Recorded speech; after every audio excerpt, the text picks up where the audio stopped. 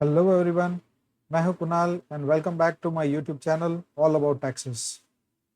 आज के सेशन में हम डिस्कस करेंगे क्या बड़े मेजर चेंजेस आए हैं in tax rules for the new tax regime for the financial year 2024-25। To sum up, मैंने ये सारे पॉइंट्स डिस्क्राइब किए हुए हैं जो टॉपिक्स के ऊपर हम लोग डिस्कशन करेंगे। जैसे कि फर्स्ट है हमारा टैक्स स्लैब के अंदर जो चेंजेस आए हैं, स्टैंडर्ड डिडक्शंस में चेंज आया है, फैमिली पेंशन की लिमिट चेंज हुई है, न्यू टैक्स रेट जो एलटीसीजी और एसटीसीजी के लिए लगा है, changes in the holding period for the capital gain taxation, TDS rates में जो कंसेशन मिला है उसके ऊपर, टीडीएस और टीसीएस के जो क्लेम्स जो है वो सैलरीड पर्सनस ले सकते हैं। टीसीएस किसी और का पर्सन का कोई और ले सकता है। TCS on buying of the luxury goods and timing for opening the old ITS। ये मेजरली 10 पॉइंट्स मैं हाईलाइट करूंगा जिसके बेसिस पे आपको आइडिया आएगा कि क्या मेजर चेंजेस आए हैं जो हमें फाइनेंशियल ईयर 24-25 के रिटर्न भरने के टाइम ध्यान रखने होंगे। So let us start. First हम लेंगे tax slab changes. Tax slab changes के अंदर जैसे कि फाइनेंशियल ईयर 23-24 तक 0 to 3 लाख तक की इनकम थी, तो वहाँ पे हमें ज़ीरो टैक्स देना था। As per the new regime यहाँ पे 24-25 में भी हमें कोई टैक्स नहीं देना है। 3 to 6 लाख तक 5 था, अब यहाँ पे 3 to 7 लाख हो गया है। तो इट मीन्स कि वहाँ पे 1 लाख रुपए तक हमें ज़्यादा टैक्स नहीं देना है, सिर्फ 5% टैक्स ही देना है। 6 to 9 लाख के अंदर हमें 10% देते थे, यहाँ पे 7 to 10 लाख में हम 10% दे रहे हैं। 9 to 12 लाख में 15% दे रहे थे, यहाँ पे 10 to 12 लाख में हम 15% देंगे। देन 12 to 15 लाख का जो स्लैब है 20%, यहाँ पे भी 20% है, एंड 15 लाख एंड अबाउ तो वैसे भी 30% ही है। ये एक बड़ा मेजर अपडेट आया है कि आपका 3 to 7 लाख में 5% हो गया है, 7 to 10 लाख में 10% है, और 10 to 12 लाख में आपका 15% हो गया है। ये एक मेजर चेंज है आपके टैक्स स्लैब में। फिर सेकंड पॉइंट है फैमिली पेंशन। जो डिडक्शन मिलता था हमें फैमिली पेंशन के लिए, वो पहले 15,000 था, वो 15,000 को बढ़ा के अब हो गया है 25,000। 25,000 तक की एग्जेम्पशन हम क्लेम कर सकते हैं फैमिली पेंशन के अंदर। Next is standard deduction for the salaried employees. Standard deduction आप सबको पता ही रहेगा, जैसे 50,000 हम क्लेम कर सकते थे पहले, अब उसकी जगह पे 25,000 एक्स्ट्रा कर दिया है। So now the deduction from 24-25 period onwards, standard deduction will be 75,000।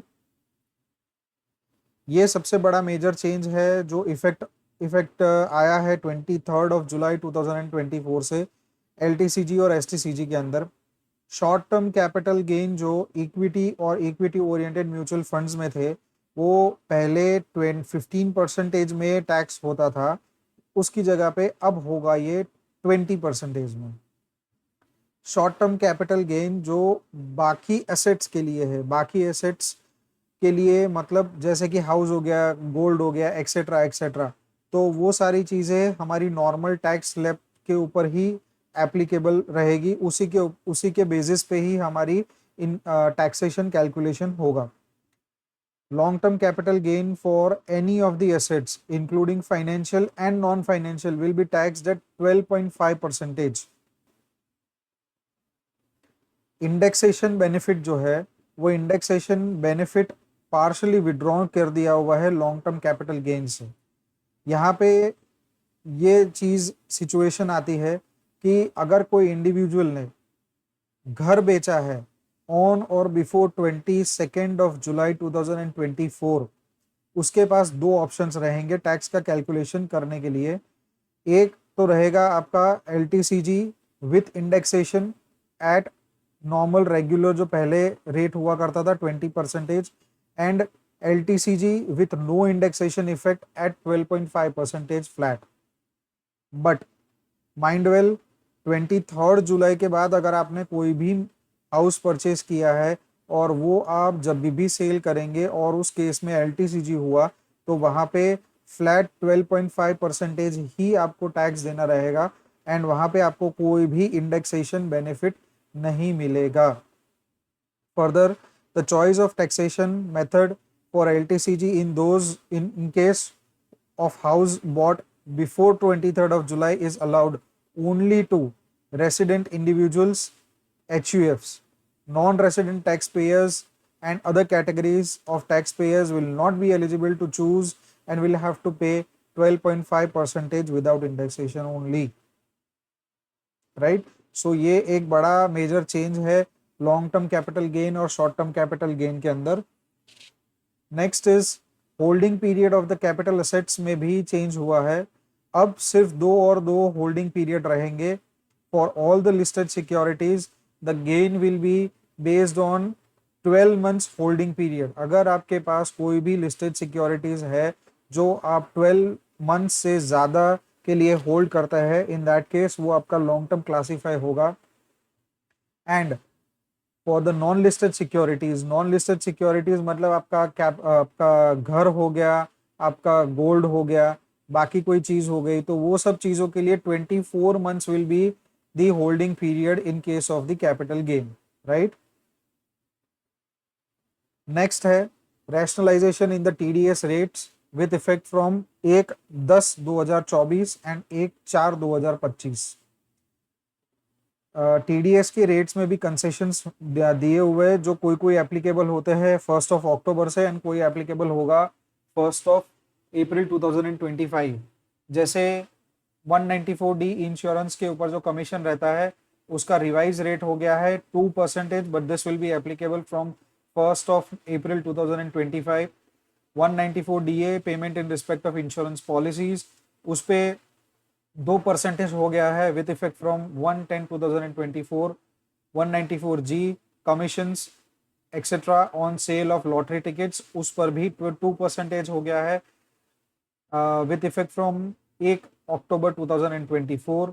194H payment of commission और ब्रोकरेज, उस पे भी 2% हो गया है with effect from 1 October 2024। 194IB payment of rent by certain individuals and HUF, उस पे भी 2% हुआ है विथ इफेक्ट फ्रॉम 1/10/2024।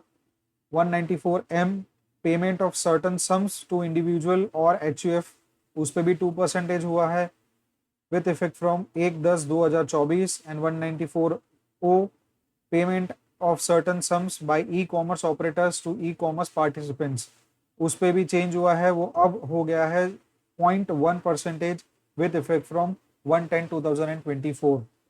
सो आप जब ये क्वार्टर की थर्ड क्वार्टर की जब आप ये TDS रिटर्न भरोगे तब आपको ये रेट्स कंसिडर करने रहेंगे, बिकॉज सितंबर तक रेट्स आपके कुछ डिफरेंट थे और फ्रॉम अक्टूबर ऑनवर्ड्स आपके ये नए एप्लीकेबल रेट्स अप्लाई हो गए हैं। सो आप जब भी अपना TDS का रिटर्न फाइलिंग करेंगे तब आप ध्यान रखिएगा। Claiming TDS and TCS credit for the salaried employees. पहले क्या होता था, फॉर्म 16 जो सैलरीड एम्प्लॉइज का जनरेट होता था उसमें अदर इनकम जैसे कि बैंक का इंटरेस्ट हो गया, या तो FD का इंटरेस्ट हो गया, या तो हमने कोई गाड़ी परचेज की है जिसके ऊपर हमें TCS देना पड़ता है, तो वहाँ पे वो TCS या TDS का क्लेम हम हमारे फॉर्म 16 में नहीं ले पाते थे, बट नाउ वो उस चीज़ का भी क्लेम हम फॉर्म 16 में कर पाएंगे एंड अकॉर्डिंगली हमारा फॉर्म 16 के अंदर TDS जो है वो डिडक्ट हो पाएगा। allowing TCS credit to another person, this will be effective from 1st of January 2025 onwards। यहाँ पे क्या है कि अगर आप अपने बच्चे को हायर एजुकेशन के लिए फॉरेन भेज रहे हो और वहाँ पे हमें यूनिवर्सिटी का पेमेंट करना है, तो वो कंपलसरीली हमें फॉरेन एक्सचेंज में ही करना होता है, जिसपे हमें TCS पे करना होता है। बट TCS की क्रेडिट पहले बिफोर January 1st 2025 जो पेमेंट कर रहा है उसे नहीं मिलता था। सो गवर्नमेंट ने ये भी चीज़ चेंज कर दी है। अब हम TCS का जो क्लेम है वो TCS का क्लेम हम हमारे बच्चे की जगह पे हम हमारे बुक्स के अंदर हम TCS का क्रेडिट जो है वो हम क्लेम कर सकते हैं। उसका प्रोसेस कंप्लीटली डिफरेंट है, तो वो प्रोसेस आपको फॉलो करना पड़ेगा। TCS on buying of the luxury goods, अगर कोई इंडिविजुअल जो है वो नोटिफाइड लग्जरी गुड्स परचेस करेगा तो उसको टीसीएस देना पड़ेगा under section 206 subsection 1F। TCS जो है वो कौन से गुड्स के ऊपर लागू पड़ेगा? The goods which will be exceeding 10 lakh rupees. Major thing ये है कि अभी तक लिस्ट ऑफ गुड्स गवर्नमेंट ने नोटिफाई नहीं किया है। जब भी वो चीज नोटिफाई करेगी तब मैं आपको वापस फिर से दोबारा इस चीज के ऊपर अपडेट दे दूंगा। तो अभी ये रूल जो है वो एप्लीकेबल हो गया है, बट गुड्स नोटिफाई नहीं किए हैं। Time limit for opening the old ITR, government ने स्पेसिफाई किया है कि कौन से केसेस के अंदर वो केसेस आईटीआर जो है वो रीओपन कर सकता है अंडर सेक्शन 148A। पहले वो 10 साल की लिमिट हुआ करती थी, अब उसको कम करके 5 years की कर दी है। So as per the new amendment, if the income escaping assessment exceeds 50 lakhs, मतलब 50 लाख से ऊपर अगर की इनकम जो है वो एस्केप कर गई है असेसमेंट से, then the income tax department has time till 5 years from the end of the assessment year to open the old ITR। अगस्त 31 तक इनकम टैक्स डिपार्टमेंट के पास यही चीज 10 साल तक की हुआ करती थी। तो 10 साल पीछे अगर कोई इनकम एस्केप हो गई है और इनकम टैक्स डिपार्टमेंट को पता चलता है तो वो उस आपके आईटीआर को वो स्क्रूटनी में वापस ले सकता है। बट उस केस में अब यहाँ पे वो years रिड्यूस करके 5 years कर दिए हैं। So thank you very much for watching my video, and इसी टाइप के अपडेटेड वीडियोस एंड अच्छे वीडियोस देखने के लिए please like, subscribe and share my YouTube channel all about taxes. Thank you very much.